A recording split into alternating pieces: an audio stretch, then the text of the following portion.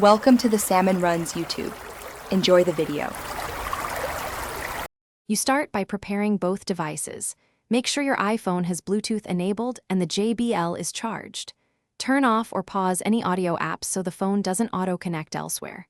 Next, press and hold the JBL power button until the pairing LED flashes. This puts the headphones into pairing mode.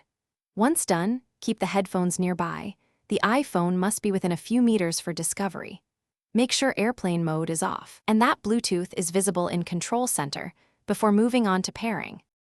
Now open Settings and tap Bluetooth. You should see JBL appear under Other Devices. Tap the JBL device name. This initiates the handshake. You'll hear a confirmation chime from the headphones when pairing completes. That sound confirms the link is active.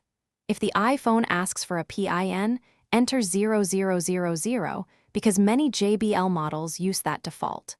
Once paired, the device moves to My Devices and shows connected. Make sure the volume is low at first, so you avoid a loud surprise when audio starts playing. Finally, confirm audio is routed to the JBL by opening Control Center and selecting the output. Play a short clip to verify sound and microphone function. If you don't hear audio, toggle Bluetooth off and on, then reconnect. If that fails, restart both devices.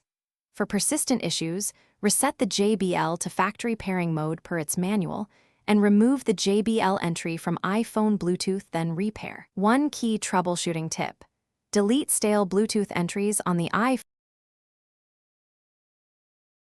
Thanks for watching. Consider subscribing if we helped you.